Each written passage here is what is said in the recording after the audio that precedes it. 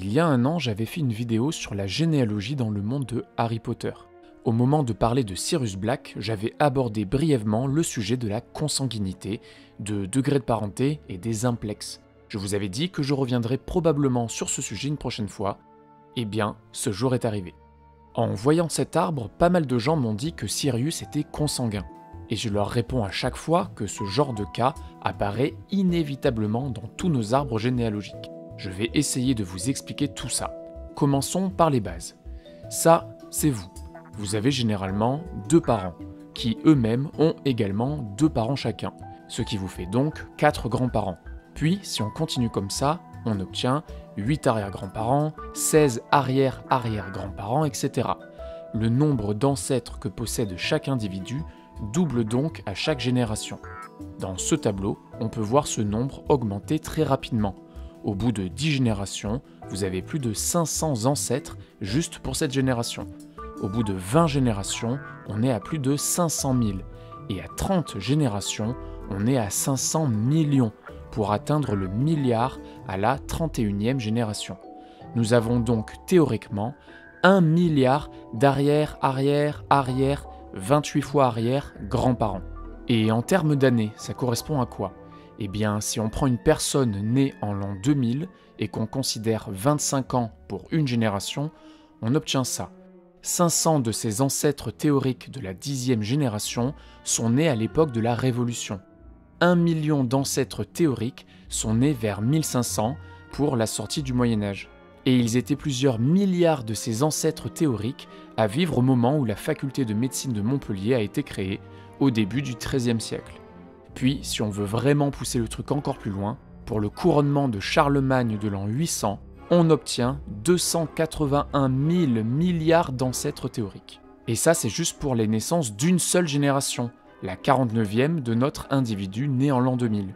Bref, vous l'avez compris, ça devient des nombres complètement absurdes. Si on reprend l'exemple de la faculté de médecine de Montpellier, qui pour moi est un truc concret, puisque je passe régulièrement devant, on a vu qu'il y avait théoriquement des milliards de nos ancêtres qui vivaient à l'époque de sa création.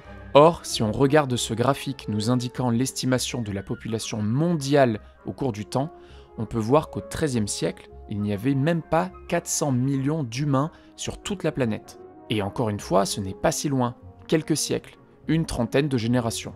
Que peut-on conclure de tout ça ? Eh bien que c'est mathématiquement impossible que tous nos ancêtres soient des individus différents. Il y aura forcément des personnes que vous retrouverez plusieurs fois dans votre arbre, créant des nœuds, des implexes. On dit souvent qu'on est tous cousins et qu'on descend tous de Charlemagne. Eh bien cette petite démonstration mathématique va clairement dans ce sens-là. Après, il y a évidemment des degrés de parenté. Nous sommes des cousins plus ou moins éloignés, et les nœuds dans nos arbres sont plus ou moins serrés. C'est ce que je vais vous expliquer maintenant. En généalogie, vous trouverez 2 manières de calculer un degré de parenté entre 2 personnes. Le degré de parenté selon le droit canonique. C'est comme ça que l'Église catholique compte le degré de parenté entre 2 personnes. C'est ce que vous allez retrouver dans les actes de mariage et autres documents d'archives quand vous allez remonter votre arbre. Comment calculer ce degré ? Reprenons notre exemple Sirius Black. Pour connaître le degré de parenté entre les parents de Sirius, par exemple, il faut compter combien de générations les séparent de leurs plus proches ancêtres communs. Là, 1, 2 et 3 générations les séparent tous les deux de leur ancêtre commun, Phinéas, leur arrière-grand-père. Alors c'est un lien assez proche. En droit canonique, il est normalement interdit de se marier avec un cousin du 2e, 3e ou même 4e degré. Cependant, il est possible de faire une demande de dispense de consanguinité. On a vu qu'il y a quelques siècles, le nombre de personnes était bien plus faible, et dans certaines zones, il était vraiment compliqué de trouver une épouse ou un époux qui n'était pas un cousin un peu éloigné. Les dispenses de consanguinité pour des mariages du 4e ou 3e degré étaient généralement accordées par les évêques. Pour les dispenses au 2e degré de parenté, là c'était carrément une autorisation du pape qu'il fallait. Les curés vont classiquement noter un truc du genre « aucun empêchement canonique », mais vous trouverez parfois donc des mentions de consanguinité, par exemple un acte de mariage sur lequel on peut lire « les parties ont obtenu la dispense de l'empêchement du 3 au 3e degré de consanguinité », ou encore celui-là où on lit « sans opposition civile ou aucun empêchement, que celui du 4 au 4e degré dont ont obtenu dispense les mariés. Et si les deux personnes ne sont pas de la même génération? Par exemple, disons John, qui veut épouser sa tante, disons qu'elle s'appelle Daenerys, quel est leur degré de parenté? Eh bien, on dit qu'ils sont parentés du 2e au 1er degré, parce que leur ancêtre commun est à 2 générations de John et à 1 génération de Daenerys. Au passage, je vous fournis la petite astuce de Pierre-Valéry Archassal de Philae. Le curé donne toujours en premier le nombre de générations du côté de l'époux, puis en deuxième, le côté de l'épouse. Si vous remontez bien votre arbre, vous allez probablement trouver des unions nécessitant ce genre de dispense. Ces documents sont parfois trouvables aux archives. Avant la Révolution, les archives des évêques sont conservées aux archives départementales en série G. Après la Révolution, ces documents peuvent être conservés soit dans les archives du diocèse du département concerné, soit aux archives départementales en série V notamment. Ces documents peuvent être très précieux pour remonter son arbre, car les familles devaient motiver leur demande de dispense, en expliquant par exemple le contexte familial, géographique ou social des peut-être futurs mariés, et sont parfois accompagnés d'un arbre généalogique fourni avec, montrant leur lien de parenté, nous offrant facilement quelques nouvelles générations pour notre arbre. Là, je vous montre les dispenses religieuses de consanguinité numérisées sur le site des archives départementales du Pas-de-Calais, disponibles facilement et gratuitement donc. On peut trouver de jolies dispenses de Rome comme celle-ci. Sur celle-là, on voit le sceau du cardinal qui a délivré la dispense. En bref, une autre ressource à explorer pour en savoir toujours plus sur nos ancêtres. Bon, depuis tout à l'heure, on parle du degré de parenté en droit canonique, mais je vous ai dit qu'il y avait 2 manières de calculer. La seconde est le degré de parenté en droit civil, en gros depuis la Révolution. Comment ça marche? Eh bien, cette fois-ci, on va compter par combien de liens de parenté il faut passer pour aller d'un individu à un autre en prenant le chemin le plus court. Si on reprend notre exemple des parents de Sirius Black, on compte 1, 2, 3, 4, 5, 6 liens pour aller de Valburga à Orion. Ils sont donc parentés au 6e degré en droit civil. Et ça veut dire quoi? Eh bien qu'ils ont tout à fait le droit de se marier, avec la législation française en tout cas. Aujourd'hui, on peut se marier avec des personnes parentées jusqu'au 4e degré en droit civil. On trouve sur le site du service public la liste des interdictions de mariage en raison d'un lien de parenté, entre enfants et parents, entre petits-enfants et grands-parents, avec vos frères et sœurs, vos demi-frères ou vos demi-sœurs, ou encore interdiction de se marier entre tantes et neveux. Désolé, John et Daenerys. Tout cela correspond à des liens de parenté du 1er, 2e ou 3e degré en droit civil. Mes 2 cousins germains, c'est du 4e degré, donc c'est ok. Je voudrais vous parler maintenant d'une dernière notion, le taux d'implex. Qu'est-ce que c'est? On a vu précédemment que notre nombre d'ancêtres théoriques doublait à chaque génération. 4 grands-parents, 8 arrière-grands-parents, etc. On a vu aussi qu'au bout d'un moment, on va forcément retrouver des implex, des ancêtres qui apparaissent sur plusieurs branches de notre arbre généalogique.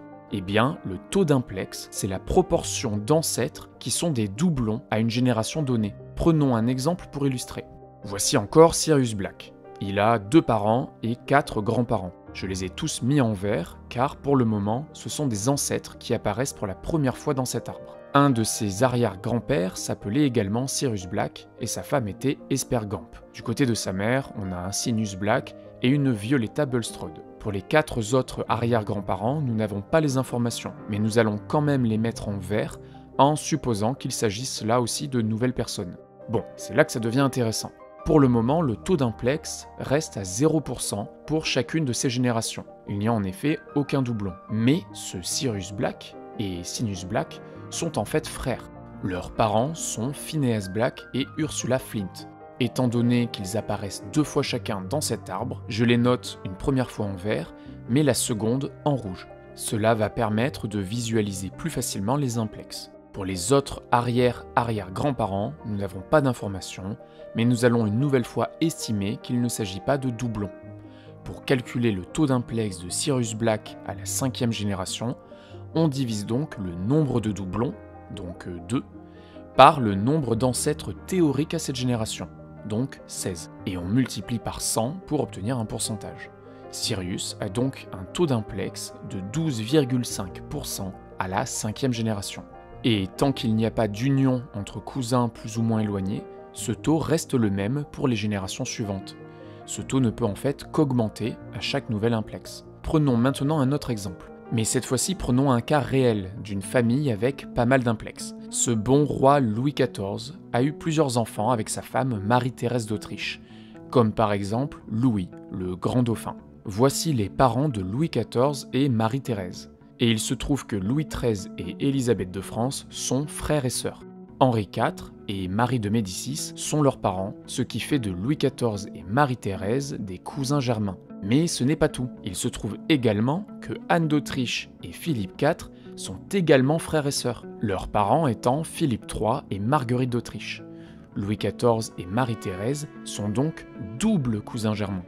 Ce qui nous donne pour Louis le grand dauphin un taux d'implex de 50% à la 4e génération seulement. C'est plutôt rapide. Nous avons toujours 50% à la 5e génération, pas de nouveaux implex. Cependant, Jeanne d'Autriche et Charles II étaient frères et sœurs, ce qui fait de leurs parents, Ferdinand Ier et Anne Jagelon, de nouveaux implex, ce qui fait monter le taux à 56,25% à la 6e génération. Puis si on continue, Maximilien II et cette Anne d'Autriche sont également des enfants de Ferdinand Ier et de Anne, présents dans cet arbre. Des nouveaux implex. Et il n'y a pas que. Charles Quint est le frère de Ferdinand Ier. Charles Quint qui réapparaît une nouvelle fois ici, car son fils Philippe II a épousé sa nièce Anne d'Autriche, fille de sa sœur Marie d'Autriche. Bref, il y a de l'implex, et d'après mes calculs, on est à 69% d'implex à la 7e génération. Et je me suis arrêté là pour eux.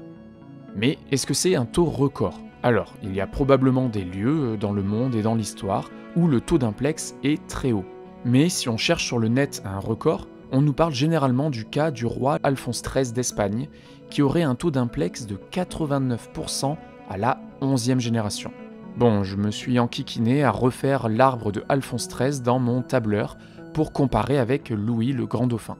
Eh bien, à la 4e génération, Alphonse est toujours à 0%, mais ça s'accélère. On est à 56,25% à la 6e génération, tout comme Louis. Puis 65,63% à la 7e génération, alors que Louis remonte à 69% de taux d'implex, lui à cette génération-là. Et Alphonse aurait a priori le record si on remonte encore plus loin. Mais encore une fois, je me suis arrêté là, j'ai déjà passé beaucoup trop de temps à faire ces différents tableaux. En tout cas, c'est sûr, ces deux arbres ont bien des taux d'implex élevés. Pour finir, je me suis dit qu'il y avait sûrement moyen de trouver dans des univers de fiction des arbres généalogiques avec des taux d'implex encore plus grands que ceux qu'on vient de voir avec nos rois européens. Et évidemment, j'ai tout de suite pensé à l'univers de Game of Thrones. Alors, si vous ne connaissez pas, c'est pas grave, il n'y a pas besoin pour comprendre ce que je vais dire. Par contre, je vais raconter la fin de la série. Daenerys Targaryen. Depuis des générations, la tradition de cette famille veut qu'ils se marient entre eux afin de garder leur sang le plus pur possible. Ainsi, les parents de Daenerys sont frères et sœurs, ce qui donne déjà 50% de taux d'implex dès la 3e génération.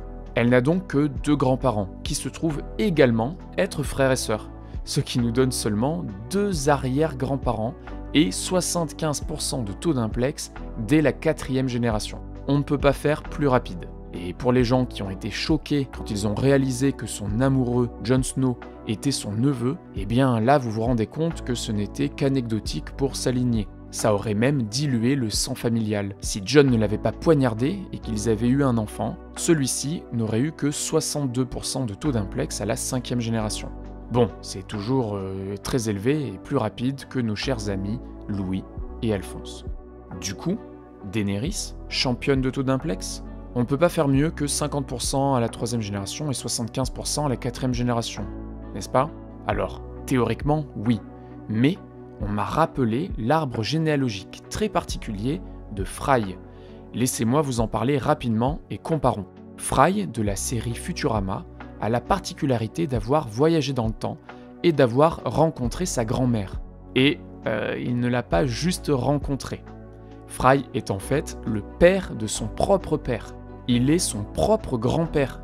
Et niveau d'implex, ça donne quoi? Eh bien, si on considère qu'il est un doublon de lui-même, on obtient un taux d'implex de 25% à la 3e génération, ce qui est 2 fois moins que Daenerys. Et bien qu'on le retrouve lui-même toutes les 2 générations de son arbre, le taux reste stable à 25%. Daenerys reste donc la championne de l'implex. Dans ma dernière vidéo, je vous avais expliqué que j'allais bientôt me lancer à fond dans l'aventure généalogie et YouTube. Dans 2 mois, je vais quitter mon boulot actuel pour donner une vraie chance professionnelle à cette passion. Vous avez été bien plus nombreux que d'habitude à me soutenir sur Tipeee suite à cette dernière annonce. Je remercie donc chaleureusement Paul, Chris, Kevin, Isabelle, Julien, Moshe, Julie, Damien et les toujours fidèles Corentin et Brigitte. C'est grâce à ces dons, notamment, que je peux croire en ce projet. Merci encore énormément. On se retrouve très vite pour la suite. À bientôt.